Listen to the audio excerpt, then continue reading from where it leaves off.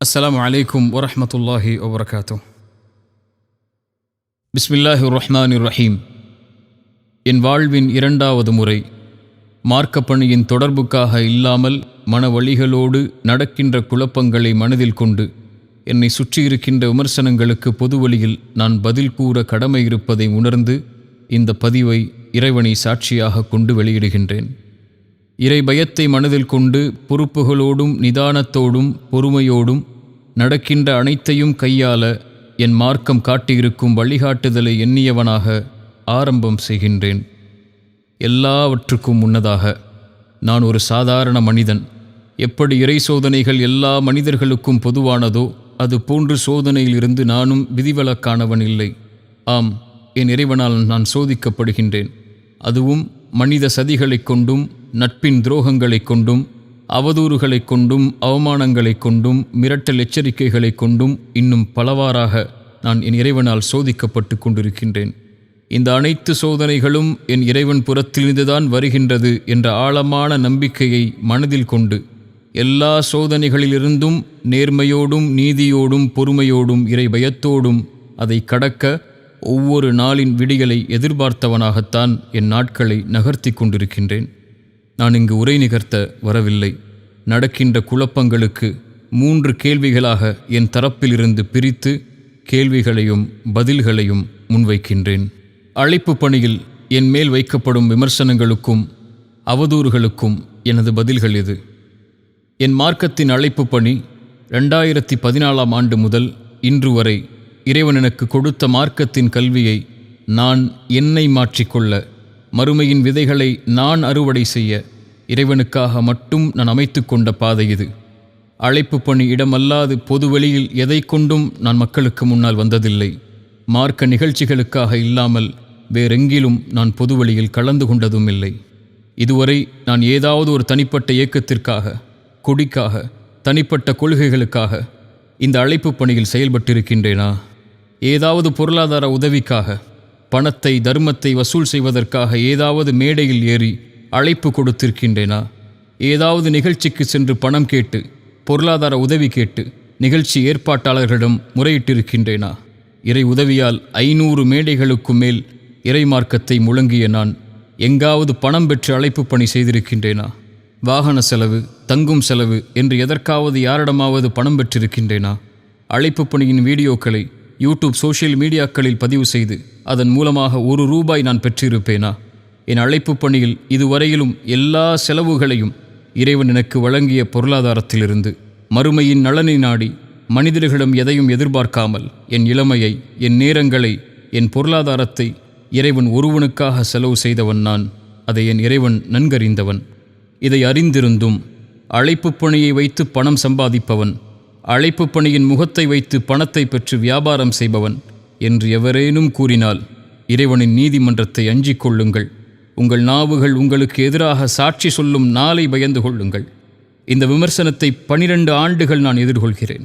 அன்றும் எனக்கு கொடுக்கப்பட்ட எச்சரிக்கை, இன்றும் எனக்கு கொடுக்கப்படுகின்ற ஓர் எச்சரிக்கை: அழைப்பு பணியை விடு. உனக்கெல்லாம் அதற்கு என்ன தகுதி இருக்கிறது? உன்னை எதிர்ப்பதை, விமர்சிப்பதை அப்போதுதான் நாங்கள் நிறுத்துவோம். உனக்கு எதிராக சூழ்ச்சி செய்வதை விடுவோம் என்பதுதான் இத்தனை ஆண்டுகளில் நான் பெற்ற எதிர்ப்பின் வார்த்தைகள். எத்தனை பொறாமைகள், எத்தனை காழ்ப்புணர்ச்சிகள்! இறைமுகத்தை நாடி நான் செய்யப்பட வேண்டிய இந்த பணியில் எத்தனை எதிர்ப்புகளையும் மனித துரோகங்களையும் நான் கண்டிருக்கின்றேன். எத்தனை நாடுகளில் என்னை முடக்கினார்கள், எத்தனை மேடைகளில் என்னை தடுத்தார்கள். அழைப்பாளர்கள் என்று சொல்லக்கூடிய சிலர் அவரவர்களின் வன்மங்களை என் மீது கொட்டி தீர்த்து என் தனி பொது வாழ்க்கையை எச்சரித்து விமர்சித்திருக்கின்றார்கள். நான் தீவிரவாதத்தை தூண்டுகிறேன் என்று என்னை விசாரித்து சிறையில் அடையுங்கள் என்று என் சமூகத்தின் தலைவர்களே என்னை பல நாடுகளில் காட்டிக் கொடுத்த நிகழ்வுகளையெல்லாம் என் கண்களால் கண்டிருக்கின்றேன். என்ன செய்துவிட்டேன் நான்? சிறு வயதில் அழைப்பு பணிக்கு வந்தது தவறா? கட்டுக்கதைகளை கூறாமல் நேரான பாதையில் இறை உதவியால் நவீன தொழில்நுட்பங்களை பயன்படுத்தி மக்களிடம் சென்றடைந்தது தவறா? எந்த ஒரு தனிப்பட்ட இயக்கத்திற்காகவும் கொடிக்காகவும் உழைக்காதது தவறா? சமூகத்தின் தலைவர்கள் இயக்கங்கள் என்ற பெயரில் மக்களை போராட வைத்து தங்களுடைய சுயநலனுக்காக மக்களின் பொருளாதாரத்தை பயன்படுத்துவதை கேள்வி கேட்டது தவறா? இயக்கம் நடத்தி பொருளாதார வசூல் வேட்டை செய்தேனா? சதக்கா ஜக்காத் என்ற பெயரில் மக்களின் பணத்தை சுயநலனுக்காக கணக்கின்றி பல இயக்கங்களைப் போல் இறைவன் பாதுகாத்தவர்களை தவிர நான் பயன்படுத்தியிருக்கின்றேனா? எனக்கென்று ஒரு குழு உண்டா? இயக்கம் உண்டா? அமைப்பு உண்டா? 13 ஆண்டுகள் இறைவனை தவிர யாரை நாடி நின்றிருக்கின்றேன்? இத்தனை ஆண்டுகள் இந்த சமூகத்திற்காக, அதன் நேர்வழிக்காக என் சிறு குரலின் அழைப்பை தவிர நான் செய்த செயல் என்ன? இந்த அழைப்பு பணியின் பாதையில் எத்தனை மிரட்டல்கள், சதிகள்! இதுவரை எங்காவது, எந்த மேடையிலாவது யாரின் கண்ணியத்தையாவது குறைத்து பேசி இருக்கின்றேனா? எந்த இயக்கத்தையாவது தனிப்பட்ட முறையில் சாடி இருக்கின்றேனா? யாரின் புகழுக்காகவோ இகழுக்காகவோ உழைத்திருக்கின்றேனா? எங்காவது மார்க்க மேடைகளை என் சுயநலனுக்காக பயன்படுத்தியிருக்கின்றேனா? இப்படி இறைவனுக்காக, இறைவனுடைய முகத்தை நாடி செயல்பட்ட எனக்கு ஏன் இத்தனை விமர்சனங்கள் இந்த அழைப்பு பணியில் மட்டும்? இது என் இறைவனால் வழங்கப்பட்ட பாதை. இதில் மிரட்டல், அவதூறுகள், எச்சரிக்கைகள் எதை கொண்டும் என்னை தடுத்து விடலாம் என்று யாராவது நினைத்தால், என் இறைவன் என்னோடு இருக்கும் வரை, என் உயிர் என்னோடு இருக்கும் வரை அது நடக்காது. எவரும் என்னை தடுத்து விடவும் முடியாது. என் இறைவனுக்காக இந்த குரல் என் இறுதி மூச்சு வரை ஒலித்து கொண்டே இருக்கும். என் இறைவன் அதற்கு துணை நிற்பான். இதில் புகழ், கண்ணியம், அங்கீகாரம், மக்கள் கூட்டம், மக்களின் ஈர்ப்பு, மக்களுடைய எதிர்ப்பு, பொருளாதாரம் என எதுவும் எனக்கு தேவையில்லை, என் இறைவனின் அங்கீகாரத்தை தவிர. இரண்டாவது என் மீது வீசப்படும் விமர்சனம் என் தனிப்பட்ட குடும்ப வாழ்வை பற்றி. குடும்ப வாழ்க்கை என்பது பொதுவெளியில் பேசப்பட வேண்டிய அம்சமில்லை. நியாயங்களை மக்களிடம் முன்வைத்து கேட்பதற்கு இது ஒரு சமூக பிரச்சனையும் இல்லை. நாகரிகமற்று மற்றவர்களின் குடும்ப வாழ்க்கையை பொதுத்தளத்தில் விமர்சிக்கும் எந்த தகுதியும் இந்த சமூகத்தில் எவருக்கும் இல்லை. அவரவரின் குடும்ப வாழ்வின் நிகழ்வுகளை அவரவர் சார்ந்து விட்டுவிட்டு மார்க்க அடிப்படையில் தீர்வை காண்பதுதான் முறையை தவிர, ஒருவரை இழிவுபடுத்த இயக்கம் என்ற பெயரில் கட்ட பஞ்சாயத்து செய்து நடுத்தெருவில் நிற்க வைத்து அவமானப்படுத்துவதோ, வன்கொடுமை என்று ஒருவர் மீது மாபெரும் பழியை போடுவதோ வழிமுறை அல்ல. எந்த தூதரும் இதற்கு இவர்களுக்கு வழிகாட்டவில்லை. இன்னும் நான் இதில் பட்ட அநீதத்தை இந்த இடத்தில் எடுத்து கூறினால் பலரின் கண்ணியத்தை பற்றிய நாவுகள் பேச நேரிடும் என்பதைக் கண்டு இறைவன் மீது பயம் கொண்டு விலகிக் கொள்கிறேன். அவரவரின் வாழ்க்கையை, அதை சார்ந்திருக்கும் அம்சங்களை அவரவர்களோடு விட்டுவிடுங்கள். உங்களுடைய குடும்ப வாழ்வை எப்படி பொதுத்தளத்தில் விமர்சிப்பதை யாரும் விரும்ப மாட்டீர்களோ, அதுபோன்று என் குடும்ப வாழ்வை பொதுத்தளத்தில் விமர்சிப்பதை நானும் விரும்பவில்லை. இதில் நான் இறைவனை பயந்து கொள்கிறேன். இதில் நான் எவருக்கும் அநீதம் செய்பவன் இல்லை. என் இறைவன் என் செயல்களின் நேர்மையைக் கொண்டு இது போன்ற குழப்பங்களிலிருந்து என்னை பாதுகாக்க போதுமானவன். மூன்றாவது விமர்சனங்கள் தனிப்பட்ட என் வியாபார பொருளாதாரத்தை பற்றிய குற்றச்சாட்டுகள். இவைதான் என் முன்னால் கேள்விகளாக குவிந்து கிடக்கிறது. என் வியாபாரம் என்பது என் இறைவன் எனக்கு வழங்கிய கல்வியை கொண்டும் அனுபவத்தை கொண்டும் இறைவன் அனுமதித்த செல்வத்தை ஹலாலான வழியில் பெறுவதற்கு நான் தொடங்கிய ஒன்று. இன்று நேற்று அல்ல, 15 ஆண்டுகள் முதல் இதுவரை இறைவன் அருளால் என் பொருளாதாரம் இந்த வியாபாரத்தின் அடிப்படையில் மட்டுமே அமைந்திருக்கிறது. இதற்கு என் இறை உதவிக்கு பிறகு 10 ஆண்டுகள் பல நாடுகளில் நான் உழைத்த நிறுவனங்களும், என் MBA மேல் படிப்பும், என் இறைமார்க்கத்தின் வியாபார வழிகாட்டலும் இதுவரை எனக்கு உதவி செய்து கொண்டிருக்கிறது. நான் வியாபாரத்தின் மூலமாக மட்டுமே என் பொருளாதாரத்தை தேடுபவன். அழைப்பு பணியை முன்வைத்து அல்ல. அழைப்பு பணி என் நோக்கம், அது என் தொழில் அல்ல. வியாபாரமே என் தொழில். ஆனால் ஒரு அழைப்பாளன் எப்படி பணம் சம்பாதிக்க முடியும்? இவ்வளவு பெரிய வியாபாரங்களையும் நிறுவனங்களையும் ஒரு அழைப்பாளன் எப்படி நடத்தலாம் என்று என் முன்னால் அவதூறுகளின் கேள்விகளை முன்வைத்தால் இதற்கு நான் பதில் கூற வேண்டிய எந்த அவசியமும் எனக்கு இல்லை. நான் செய்யும் வியாபாரத்தின் நோக்கமே சுய ஒழுக்கத்தோடு வியாபாரம் செய்து செல்வத்தை ஹலாலான வழியில் சம்பாதித்து என் அழைப்பு பணியில் நான் சுதந்திரமாக இறைமுகத்தை நாடி செயல்பட வேண்டும் என்ற நோக்கத்தை தவிர வேறெதுவும் இல்லை என்பதை என் இறைவன் நன்கறிந்தவன். 15 ஆண்டுகளில் எத்தனையோ ஏற்றிறக்கங்களை இந்த வியாபாரத்தில் கண்ட நான், நஷ்டலாபங்களை கண்ட நான், இன்று வரை இந்த வியாபாரத்தை பேணி பாதுகாத்து நடத்தி வந்த போதிலும் இத்தனை ஆண்டுகள் இல்லாமல் என் தனிமனித பொருளாதார வாழ்க்கையின் அம்சங்கள் இன்று ஏன் பொது வழியில் விமர்சிக்கப்படுகிறது? அழைப்பு பணியில் இருப்பவன் வியாபாரம் செய்வதாலா, அல்லது அழைப்பு பணியில் இருப்பவன் சுய பொருளாதாரத்தோடு வாழக்கூடாது என்பதாலா, ஏழ்மையிலேயே ஒரு அழைப்பாளன் வாழ வேண்டும் என்ற எண்ணம் இந்த சமூகத்தில் வேரூன்றி நிற்பதாலா? எதனால்? இதற்கெல்லாம் பதில்கள் எங்கே இருக்கிறது? ஒருவன் வியாபாரத்தில் உயர்ந்து விட்டாலே இவன் ஹவாலா பணத்தை கொண்டு உழைப்பவன், 3ஆம் தர வியாபாரம் செய்பவன், அவரின் பினாமி, இவரின் பினாமி, அவரின் காசு, இவரால் முன்வந்தவன் என்ற கதைகளை ஏன் எடுத்துரைக்கிறீர்கள்? வியாபாரத்தில் சறுக்கினால் இவன் எதனால் தோற்றான், இவன் தோற்பான் என்று எங்களுக்கு தெரியும், இந்த நிலைக்கு வருவான் என்று தெரியும் என்று ஏன் கூச்சலிடுகிறீர்கள்? எவர் உயர்ந்தாலும் இங்கு யாரும் மகிழப் போவதும் இல்லை என்பதையும், எவர் தாழ்ந்தாலும் பழி போடுவதைத் தவிர வேறு எதையும் செய்ய யாரும் தயங்குவதில்லை என்பதையும் இந்த உலகத்தின் பாடமாக பெற்று வாழ்ந்து கொண்டிருக்கின்றேன். இறை உதவியைக் கொண்டு ₹1 ஆரம்பம் செய்து இன்று இத்தனை நிறுவனங்களை நடத்தி எத்தனையோ ஏற்றிறக்கங்களை கண்டு இரவு பகலாக உழைத்து ஹலாலான செல்வத்தை சேர்ப்பதற்காக வங்கிகளை அணுகாமல் என் செல்வத்தையும் ஹலாலான முதலீடுகளை கொண்டும் நடத்தப்பட்டதுதான் என் நிறுவனங்கள். இதன் மீது ஏன் இத்தனை விமர்சனங்கள், ஏன் இத்தனை கட்டுக்கதைகள்? ஒருவரின் தனிப்பட்ட வியாபார முறையை அறியாமல், பொருளாதார அம்சங்களை அறியாமல், கொடுக்கல் வாங்கலின் தன்மைகளை அறியாமல் எப்படி நாவு கூசாமல் ஒருவரை இவ்வளவு கேவலமாக விமர்சிக்க முடியும்? இருவருக்கும் நடந்த வியாபார தொடர்பு என்ன, ஒப்பந்தம் என்ன, பெறப்பட்ட லாபம் என்ன, பகிரப்பட்ட நஷ்டம் என்ன என எந்த அடிப்படை உண்மைகளையும் தெரியாமல் இழிவின் வார்த்தைகளை ஏன் முன்வைத்து கொண்டே இருக்கிறீர்கள்? இதை சார்ந்த விமர்சனங்களுக்கு வருகின்றேன். பல கோடி மோசடி, பொதுமக்களின் பணம் சூறையாடல், அழைப்பு பணியை வைத்து முதலீடு ஈட்டுதல், பலரிடம் ஒரே நிறுவனத்திற்காக வசூல் செய்தல், இப்படிப்பட்ட கேள்விகளை எல்லாம் என் முன்னால் முன்வைத்து விட்டீர்கள். பல கோடி மோசடி, எத்தனை கோடி? ஒருவர் சொல்கிறார் 2 கோடி, இன்னொருவர் சொல்கிறார் 10 கோடி, இன்னொருவர் சொல்கிறார் 50, 100 கோடி என்று. இன்னும் அவரவர்களின் நாவுகளுக்கு ஏற்ப அவரவர்கள் தொகையை முடிவு செய்கிறார்கள். இதில் எது உண்மை? இதை என் இறைவனும் நான் தொழில் நடத்தும் நாட்டின் அரசாங்கமும் என் வங்கிக் கணக்கும் தான் அறிந்தவை. இதை பொதுவெளியில் வெளியிட நான் சமூகத்தை வைத்து இயக்கம் நடத்தவில்லை. லாப நஷ்டங்களை கொண்ட வியாபார நிறுவனம் நடத்துகிறேன். ஒரு தனி மனிதனின் பொருளாதார வியாபார நிறுவனத்தை பற்றிய கணக்குகளை பொதுவெளியில் வெளியிட வேண்டிய அவசியம் இங்கு எதற்கும் இல்லை. பொதுமக்களின் பணம் முதலீடுகள் சூறையாடுதல் என்ற விமர்சனம். என்னோடு வியாபாரம் செய்யும் நபர்களே மொத்தம் 8 பேர்தான். இவர்கள்தான் இவர்கள் சொல்லும் சமூகமா, பொதுமக்களா? இவர்கள் நேற்று இன்றுதான் என்னோடு வியாபார தொடர்பில் உள்ளவர்களா? இவர்கள் வியாபாரத்தில் எந்த அடிப்படையும் தெரியாமல் நான் அழைப்பாளன் என்பதால் மட்டும் லாபத்தை எதிர்பார்க்காமல் முதலீடு செய்தவர்களா? இவர்களுக்கும் எனக்கும் உள்ள தொடர்பு, கொடுக்கல் வாங்கல் சமூகத்தின் மத்தியில்தான் முடிவு செய்யப்பட்டதா? சில நபர்களுக்கும் ஒரு நிறுவனத்திற்கும் நடக்கும் கொடுக்கல் வாங்கல், லாப நஷ்ட பகிர்வு ஏன் சமூகத்தின் மத்தியில் பொதுவெளியில் விமர்சிக்கப்படுகிறது?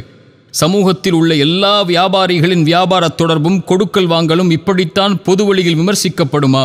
யாராவது இதை ஏற்றுக்கொள்வார்களா? ஒரு அழைப்பாளன் பொதுவெளியில் இருக்கிறான் என்பதற்காக அவனுடைய தனிப்பட்ட பொருளாதார கணக்குகள் பொதுவெளியில் பகிரப்பட வேண்டும் என்பதுதான் நீதியா?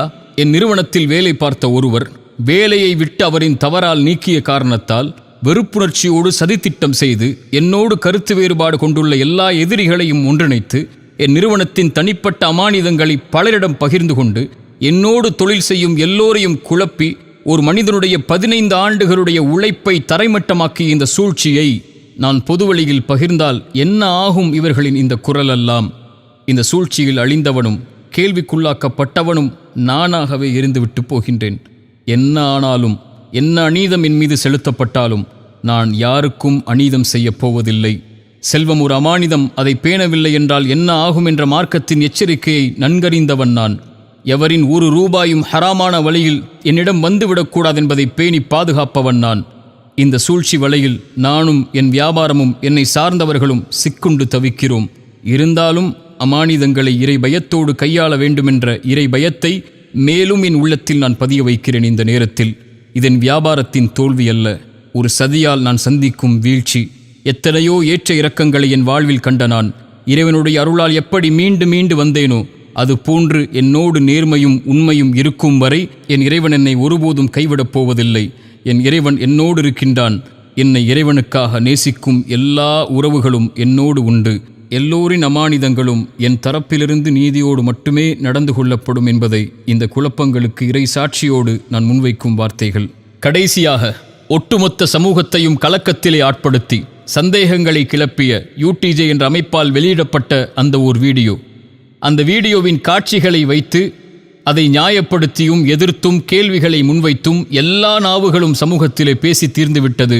இறைவனால் பாதுகாக்கப்பட்டவர்களை தவிர என் தரப்பின் கேள்விகளையும் நியாயங்களையும் என் அவமானங்களையும் இதுவரை என் இறைவனிடத்தில் மட்டுமே முறையிட்டு வந்த நான் என் பொறுப்பை உணர்ந்து நடந்தவற்றை இறை சாட்சிகளோடு பட்டியலிடுகின்றேன்.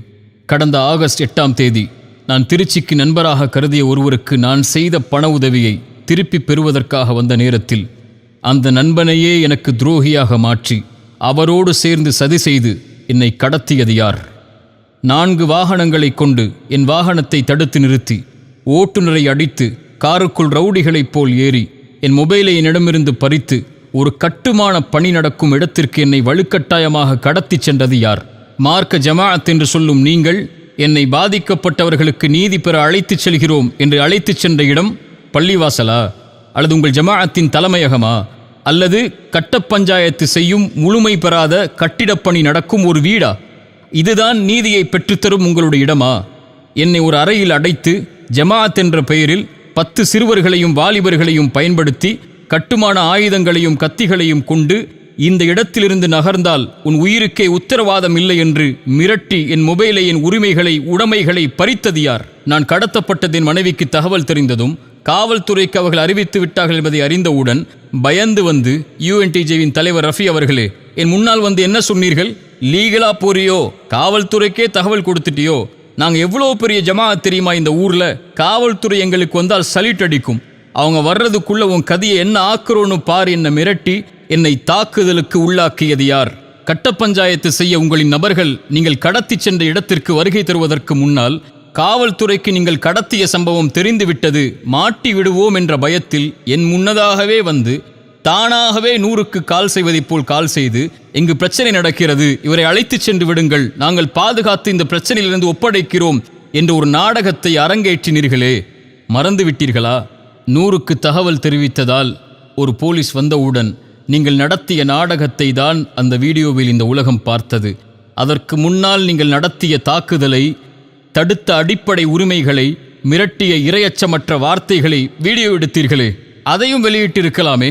கட்ட பஞ்சாயத்து செய்யும் உங்களுடைய காட்சிகள் வெளிவந்துவிடும் என்ற பயமா? இவர் எனக்கு 12 ஆண்டுகால நண்பர், UNTJவின் பேச்சாளர் என்று பொய் சொன்னீர்களே. இத்தனை வருடங்களில் ஒரு 5-10 நிமிடம் நீங்கள் என்னோடு உரையாடி இருப்பீர்களா? 1 அல்லது 2 முறை என்னை சந்தித்திருப்பீர்களா? இதுவரை உங்கள் அமைப்பு நடத்திய 2 நிகழ்ச்சிகளில் தான் நான் கலந்து கொண்டிருக்கிறேன். உங்கள் மக்கள் பலத்தை TNTJவிலிருந்து நீங்கள் வெளிவந்ததற்கு பிறகு வெறும் கூட்டத்தை நிரூபிப்பதற்காக என்னை பகடைக்காயாய் பயன்படுத்திய அந்த அநாகரிகத்தை உங்கள் தெரு ஊர்வாசிகளிடம் கேட்டு தெரிந்து கொள்வோமா? அந்த வீடியோவிலும் இன்று வரையிலும் இத்தனை அவதூறுகளையும் என் தரப்பின் நியாயங்கள் எதுவும் தெரியாமல் பேசிய அத்தனை நாவுகளின் வஞ்சகத்தையும் ஏன் பொறுமையோடு கையாண்டேன் தெரியுமா? ஒரு நாள் நீங்களே உங்களுக்கு எதிராக சாட்சி சொல்லக்கூடிய நாள் வரும். பொய்களை ஆதாரமாக கொண்டு வருவீர்கள் எனக்கு முன்னால். அதை முறியடிக்க இறைவன் என்னோடு இருந்து ஒரு நாளை ஏற்படுத்துவான் என்பதற்காக மட்டும்தான் அந்த நிலையில் நான் பொறுமையை கையாண்டேன். அந்த வீடியோவில் நீங்கள் எனக்கு முன்வைத்த அவதூறான குற்றச்சாட்டுகள், 1 கோடி ஹவாலா பணம், மாற்ற வந்தவரை பிடித்து விட்டோம், காவல்துறை உங்களுக்கே தகவல் கொடுத்தது இது நடப்பதை, நான் மாற்ற வந்த 1 கோடி ஹவாலா பணம் யாருடையது, எங்குடையது, யாரின் பணம் அது, அவரின் பெயர் என்ன, காவல்துறை உங்களுக்கு தகவல் கொடுத்தது என்று சொன்னீர்களே, காவல்துறை உங்களுக்கு தகவல் கொடுக்க நீங்க என்ன அரசு அதிகாரிகளா? அல்லது சம்பந்தமான விசாரணை எங்கே, வழக்கு எங்கே? 15 காவல் அதிகாரிகள் உங்கள் பள்ளிவாசலை சுற்றி இருந்தார்கள் இதை அறிந்தவுடன் என்று சொன்ன நீங்கள், 100க்கு நீங்கள் தகவல் கொடுத்தவுடன் ஏன் ஒரே ஒரு காவல் அதிகாரி மட்டும் வந்தார்? ஒரு குற்றவாளியை அப்படித்தான் பாதுகாத்து பைக்கில் அழைத்துச் செல்வார்களா? இல்லை என்றால் உங்கள் ரவுடி இந்த அராஜக போக்கிலிருந்து என்னை பாதுகாப்பதற்காக அவர் அழைத்துச் சென்றாரா? 10 கோடி மோசடி என்று கூச்சலிட்டீர்கள். யார் எனக்கு அந்த 10 கோடி அளித்தவர் என்று கூறினீர்கள்? எந்த அடிப்படையில் அவர் எனக்கு 10 கோடியை கொடுத்தார் என்று குறிப்பிட்டீர்கள்? சரி, அவர் 10 கோடி கொடுத்த கணக்கை அவர் நீதியாக நிரூபிக்கட்டும், உண்மை ஒரு நாள் வெளியே வரும். சரி, அந்த நபர் யார்? உங்கள் இயக்கத்திற்கும் அவருக்கும் என்ன சம்பந்தம்? உங்கள் 10 பேர் கொண்ட வெள்ளை யூனிஃபார்ம் அணியும் உங்கள் ஜமாஅத்திற்கு முதலீடு செய்யக்கூடிய நபர் அவர் இல்லையா? உங்கள் ஜமாஅத்திற்கு எதிராக அமைந்த TNTJ அமைப்பு தெருவாசிகளிடம் சென்று கேட்போமா? உங்களுக்கு முதலீடு செய்து உங்கள் ஜமாஅத்திற்கு வழிகாட்டக்கூடிய தலைவர் அவர்தானே. உங்கள் தலைவருக்கு கட்ட பஞ்சாயத்து செய்து 1ஐ 100ஆக்கி பணம் வசூல் செய்து கட்ட பஞ்சாயத்து செய்யும் நாடகம்தானே அது. ஏன் அதை மறுக்கிறீர்கள்? நாவு கூசாமல் இரையச்சமின்றி ஒரு பெண்ணை வன்கொடுமை செய்தவன் என்று கூச்சலிட்டீர்களே, எந்த அடிப்படையில்? என் தனிப்பட்ட வாழ்வில் எதில் நீங்கள் பங்கு கொண்டீர்கள்? எந்த அடிப்படையுமின்றி என் வாழ்வை குறித்து கேள்வி கேட்க உங்கள் இயக்கத்தின் சிறுவர்களுக்கும் உங்களுக்கும் தகுதி கொடுத்தவன் எவன்? இதற்கு சாட்சியாக நீங்கள் முன்வைக்கும் அந்த பெண் வழக்கறிஞர் யார்? அதை ஏன் மறைத்தீர்கள்? 10 கோடி முதலீடு செய்ததாக கூறுகின்ற உங்களின் தலைவரின் 4வது மனைவி இல்லையா அவர்? பொருளாதார மோசடிக்கு கணவரும் பெண் குற்றச்சாட்டுக்கு அவருடைய மனைவியும் இவர்களின் 10 பேரின் இயக்கம் ஒரு தனி மனிதனுக்கு எதிராக இப்படி படுகேவலமான அவதூறுகளையும் பொய்களையும் பொது சமூகத்தின் மத்தியிலே கட்டவிழ்த்து விட முடியும்? கடத்தல் மற்றும் காணவில்லை புகார் தங்கள் மீது இருப்பதை தெரிந்தவுடன் காவல்துறை தோலுரித்து விடும் என்பதை பயந்து தப்பித்து ஓடி எப்படியாவது பழியை போட்டு பகல் முதல் இரவு வரை பொய் சாட்சிகளை கொண்டு புகார் அளித்து எப்படியாவது இவனை சிறையில் அடைக்க வேண்டும் என்று முயற்சித்தீர்களே, கூச்சலிட்டீர்களே. உங்கள் கூச்சலை பார்த்து, உங்கள் வெள்ளையாடை இயக்கத்தை பார்த்து காவல்துறை அதிகாரிகள் சொன்ன வார்த்தைகளை நான் இங்கே கூறினால் என்ன ஆகும் உங்கள் ஜமாஅத்தின் நிலைமை? என்னை குற்றவாளி என்றீர்கள். அப்படி என்றால் உங்கள் இயக்கம் எந்த தொந்தரவும் கொடுக்க மாட்டோம், இவரின் பாதுகாப்பை உறுதி செய்வோம் என்று தலைதொங்க காவல் நிலையத்தில் நீங்களும் உங்கள் தலைவரும் எழுதி கொடுத்தீர்களே, அந்த நகலை நான் வெளியிட வேண்டுமா? காவல்துறை கைது என்று தலைப்பை வெளியிட்டீர்கள். அப்படியென்றால் என் பாதுகாப்பை உறுதி செய்ய, உங்கள் அராஜக போக்கிலிருந்து என்னை பாதுகாக்க என்னுடைய அறை வரை காவல்துறை வாகனங்கள் என்னை பாதுகாக்க வந்தது எதற்கு? துரோகத்தை கொண்டு என்னை வீழ்த்த நினைத்தீர்கள், கடத்தினீர்கள், தாக்குனீர்கள், ஆயுதத்தை கொண்டு மிரட்டினீர்கள், என் உடைமைகளை பறித்தீர்கள். அன்றாட தேவைக்கு நான் செல்வதை கூட கதவை திறந்து செல் என்று நாவு கூசாமல் அதிகாரம் செய்தீர்கள். 3 மணி நேரம் உணவில்லாமல் சிறுவர்களை கொண்டும் வாலிபர்களை கொண்டும் என்னை தாக்கி ஒரே இடத்தில் உட்கார வைத்தீர்கள். இதுதான் உங்களுடைய இஸ்லாமின் நீதியா? இது குறித்து காவல்துறைக்கு நான் அளித்த புகாரையும் மருத்துவ அறிக்கையையும் காயங்களின் புகைப்படத்தையும் வெளியிட்டால் உங்கள் நண்பன் நாடகம் என்னவாகும் என்று தெரிந்து கொள்வோமா? இங்கு தப்பிக்கலாம் உங்கள் அதிகார பணபலத்தை வைத்து. இறைவனின் நீதிமன்றத்தில் அணுவும் நகர முடியாது. என் தரப்பின் நியாயம் வெளிவராது என்ற குருட்டு நம்பிக்கையில் என்னை பற்றி, என் வியாபாரத்தை பற்றி எந்த அறிவும் இல்லாமல் 1 மணி நேர வீடியோவை வெளியிட்டு அவரிடம் பணம், இவரிடம் பணம், இல்லாத ஸ்கூலுக்கு பணம், ஒரே நிறுவனத்தை வைத்து பல முதலீடு என்ற அடிப்படை ஆதாரமற்று இங்கு தேடினோம், அங்கு தேடினோம், தொடர்பு கொள்ள முடியவில்லை என்று பொய் கூறி உங்கள் ஜமாஅத்தின் முதலீட்டாளரையே வேற ஆள் போல் காட்டி, அவரின் 4வது மனைவியையே குடும்ப வழக்கறிஞராக காட்டி பொய்களை அரங்கேற்றி இருக்கிறீர்களே, இதற்குத்தான் இத்தனை நாட்கள் தேவைப்பட்டதா?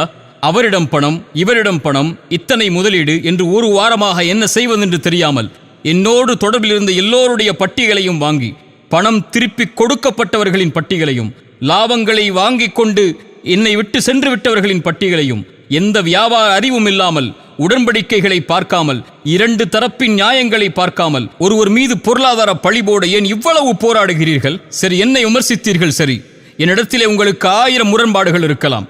இதற்கு எல்லளவும் தொடர்பு இல்லாத ஒரு முசல்மாவாகிய என்னுடைய அன்பிற்குரிய மனைவியை ஹலாலான முறையில் திருமணம் செய்து வாழும் ஒரு பெண்ணை நாவு கூசாமல், நாவுகள் பேச தயங்கும் நரம்பில்லாத வார்த்தைகளை வெட்க உணர்வில்லாமல் நடுத்தரவில் வைத்து ஒரு கண்ணியத்திற்குரிய ஒரு பெண்ணை பேச உங்களுக்கு தகுதி கொடுத்தவன் எவன்? உங்கள் குடும்ப பெண்களுக்கு, பிள்ளைகளுக்கு முன்னால் இதே வார்த்தையை பயன்படுத்துவீர்களா? இப்படித்தான் இறை தூதர் உங்களுக்கு வழிகளை கற்றுக் கொடுத்தார்களா? ஒரு முசல்மாவாகிய ஒரு பெண்ணின் கண்ணியத்தை இறக்குவதற்கு உங்களுக்கு எவர் தகுதி கொடுத்தது? என் வீட்டிற்கு ஆள் அனுப்பி என் தந்தை தாயை மிரட்டி ஒரு ஒப்பந்தத்தில் கையெடுத்திடும் வரை வீட்டை விட்டு வெளியேற மாட்டோம் என்று உங்களின் தலைவரின் 4வது மனைவியையும் அடியாட்களையும் வைத்து வற்புறுத்தி கையெழுத்து ஒன்றை வாங்கிச் சென்றீர்களே, மறந்து விட்டீர்களா? அதை மறைத்துவிட்டு பேசுகிறீர்களா? 5 மாதங்களாக என் நிறுவனத்தில் வேலை பார்த்து நாகரிக குறைவால் நீக்கப்பட்ட ஒரு பெண்ணை கையாளாக வைத்துக்கொண்டு மற்ற ஊழியர்களுக்கு பணம் கொடுத்து, என் தம்பிகளாக, உறவுகளாக நான் என் சொந்தம் போல் வளர்த்தெடுத்த என் ஊழியர்களை முதுகில் நெஞ்சில் எனக்கே குத்த வைத்து, என் பத்திரங்களை, காசோலைகளை திருட வைத்து, என்னோடு வியாபாரம் செய்யும் எல்லா நபர்களையும் குழப்பி, ஒரு நிறுவனத்தை அல்லாமல் ஒரு தனி மனிதனின் வாழ்க்கையை அழிக்க துடிக்கும் உங்களுக்கு என் இறைவன் எதை கூலியாக கொடுப்பான் என்பதை பொறுத்திருந்து பாருங்கள். உங்களின் அரசியல் பணபலத்தை வைத்து எதையும் நிரூபித்து எனக்கு ஆதரவாக பேசும் எல்லோரையும் திருப்பும் முயற்சியில் கூட நீங்கள் வெற்றி பெற்று விடலாம். இறைவனிடத்தில் எப்படி தப்பிப்பீர்கள்? பொய் புகார்களை கொடுத்து, பொய்யான வழக்குகளை கொண்டு, அரசியல் பணம் விளையாட்டை வைத்துக்கொண்டு உங்கள் கடத்தல் தண்டனையை வேண்டுமானால் இந்த உலகத்திலிருந்து நீங்கள் தடுத்து விடலாம். இறைவனின் நீதிமன்றத்தில் எப்படி நீங்கள் தப்பிப்பீர்கள் என்பதை பயந்து கொள்ளுங்கள், பயந்து கொள்ளுங்கள். இது குறித்த அவதூறுகளில் 10, 50, 100 கோடி என்று எந்த கணக்குகளும் இல்லாமல், நாவின் நரம்பில்லாமல் ஒருவர் மீது பழி போடும் இந்த மிகப்பெரிய பழிச்சொல்லை பயந்து கொள்ளுங்கள், பயந்து கொள்ளுங்கள். ஒருவரின் கண்ணியத்தை அளிப்பதற்காக பெண் பொருளாதார குற்றச்சாட்டை கொடுத்தால் இறைவனால் கொடுக்கப்பட்ட கண்ணியத்தை உங்கள் கரத்தால் பறித்துவிட முடியும் என்ற இறை நம்பிக்கையின் அவாவை பயந்து கொள்ளுங்கள், பயந்து கொள்ளுங்கள். உங்கள் செல்வ ஆசைக்கு உங்கள் நஷ்டங்களை மறைக்க ஒருவரின் மானத்தை அடகு வைக்கும் இந்த முயற்சியை பயந்து கொள்ளுங்கள். இறுதியாக, நான் நேசிக்கும் என் சமூகத்திற்கு ஒரு செய்தியை கேள்விப்பட்டால் எந்த ஆராய்வும் செய்யாமல், இரு தரப்பின் எந்த நியாயங்களையும் அறியாமல், இரு தரப்பின் எந்த வாதங்கள் விவாதங்களையும் அறிந்து கொள்ளாமல் ஒரு தரப்பை நியாயப்படுத்தி இன்னொரு தரப்பை மரணிக்க செய்து விடாதீர்கள். இறைவன் அதைத்தான் நமக்கு அறிவுரையாக சொல்கிறான். எந்த ஒரு அறிவும் இல்லாமல் எந்த ஒன்றையும் வெளிப்படுத்தாதீர்கள் என்று. இறைத்தூதர் சொன்னார்கள், கேட்பதையெல்லாம் மக்களிடத்திலே பகிர்ந்து கொள்பவன் பொய்யன் என்று. இறை நம்பிக்கை கொண்ட ஒரு அடியாருடைய பண்பை இறைமறை சொல்லுகிறது. ஒரு இறை நம்பிக்கையாளனை பற்றி அவதூறோ தவறான செய்தியோ வந்தால் அவர் அதை செய்திருக்க மாட்டார், அது மிகப்பெரிய அவதூறாகத்தான் இருக்கும் என்று தங்களின் மீது நல்லெண்ணம் கொள்வார்கள் என்று இறைமறை சொல்கிறது. தன் சகோதரன் மீது நல்லெண்ணம் கொள்வதை தன் மீது நல்லெண்ணம் கொள்ளக்கூடிய காட்சியாக இறைமறை நமக்கு அறிமுகப்படுத்துகிறது. யாரை பற்றியும் பேசாதீர்கள், யாருடைய கண்ணியத்தை பற்றியும் பேசுவதற்கு நமக்கு தகுதியில்லை. யாரையும் அவமானப்படுத்துவதற்கோ யாரையும் குறை காண்பதற்கோ யாருக்கும் தீர்ப்பளிப்பதற்கோ நாம் உரிமையாளர்கள் அல்ல. எத்தனையோ தீர்ப்புகள் எனக்கு எதிராக அளிக்கப்பட்டு விட்டது. எத்தனையோ என் கண்ணியத்தை இழிகுலைக்கக்கூடிய செயல்களை பலர் இந்த சமூகத்திலே செய்து விட்டார்கள். இறைவனிடத்தில் இவை எல்லாவற்றையும் ஒப்படைக்கிறேன். என் தோழர்களாகிய என்னை நேசிக்கக்கூடிய இறைவனுக்காக என்னோடு இருக்கக்கூடிய சகோதரர்களுக்கு நான் சொல்லக்கூடிய வார்த்தை ஒன்றுதான், எவரை பற்றியும் பேசாதீர்கள், யாருடைய குறைகளையும் வெளிப்படுத்தாதீர்கள். தன் குறைகளை மட்டுமே கண்டதை சீர்படுத்திக் கொள்ளுங்கள். ஒவ்வொருவரும் மனிதர்கள்தான், ஒவ்வொருவரும் தவறு செய்யக்கூடியவர்கள்தான். தவறுகளிலிருந்து தன்னை திருத்தி மீட்டெடுத்துக் கொள்பவர்கள்தான் இறைவனிடத்தில் மேலானவர்கள். அப்படிப்பட்ட சமூகமாகத்தான் நாம் நம்மை வளர்த்திருக்க வேண்டுமே தவிர குறையுடையவர்களையும் தவறு செய்பவர்களையும் விமர்சனத்திற்கு உள்ளாக்கப்பட்டவர்களையும் தீர்ப்பு கொடுத்து அழிப்பது இறை நம்பிக்கையாளனின் குணமல்ல. இறைவன் அதிலிருந்து எம்மை பாதுகாக்கட்டும். இறைவனிடத்தில் பிரார்த்தனை செய்கிறேன், யாரெல்லாம் இந்த அவதூறுகளில் இருந்து விலகியிருந்தார்களோ அவர்களுக்கு இறைவன் கண்ணியத்தை தரட்டும். யாரெல்லாம் அறியாமல் இந்த அவதூறுகளில் சிக்கி தவித்தார்களோ அவர்கள் எல்லோருடைய பாவங்களையும் இறைவன் மன்னிக்கட்டும். கடைசியாக என் போல் சோதிக்கப்படுகின்ற எல்லோர்களுக்கும் நான் சொல்லக்கூடிய வார்த்தை, லா தஹஃப் லா தஹ்சன், கவலை கொள்ளாதீர்கள், பயம் கொள்ளாதீர்கள். எதுவாயினும் இறைவன் நம்மோடு தான் இருக்கின்றான். இதை தவிர இந்த விமர்சனங்களுக்கு நான் எதையும் கூறப்போவதும் இல்லை. இந்த விமர்சனங்களுக்காக எந்த ஒரு வீடியோவையோ ஆடியோவையோ இனிமேல் வெளியிடப் போவதும் இல்லை. யார் தூற்றினாலும் அதை குறித்து கவலை இல்லை, யார் போற்றினாலும் அதை குறித்தும் கவலை இல்லை. எவரின் அங்கீகாரத்தை கொண்டும் இந்த சமூகத்திற்காக நான் உழைக்கவில்லை, என் இறைவனின் அங்கீகாரத்தை தவிர. இறைத்தூதரின் வார்த்தையை எனக்கே முன்வைக்கிறேன். இறைவா, இந்த ஒட்டுமொத்த சமூகமும் என்னை புறக்கணித்தாலும் நீ என்னோடு இருக்கும் வரை எதை குறித்தும் எனக்கு கவலை இல்லை. மேலும் அபூதர்தாவின் வார்த்தைகளை இந்த சமயத்திலே கூறிக்கொள்கிறேன். ஒருவேளை என் மானத்தை உங்களுக்கு முன்னால் கடன் கொடுக்கிறேன். வறுமையின் நாள் வரும், பேசுங்கள், எதை வேண்டுமானாலும் அது நன்மைகளாக திருப்பி வரும் என்ற நம்பிக்கையில் நான் பயணிக்கிறேன். இதை தவிர எந்த ஒரு ஆடியோவோ வீடியோவோ என் சார்பாக இந்த குழப்பங்களுக்கு வெளியிடப்படவில்லை. வெளியிடப்பட்டதாக சொல்லப்படுகின்ற எத்தனையோ ஆடியோக்கள் இதற்கு முன்னதாக பேசப்பட்டவை. இறைவன் எல்லாவற்றையும் நன்கறிந்தவன். எல்லா பிழைகளையும் இறைவன் மன்னிக்கப் போதுமானவன். எல்லா குறைகளையும் மறைக்கப் போதுமானவன்.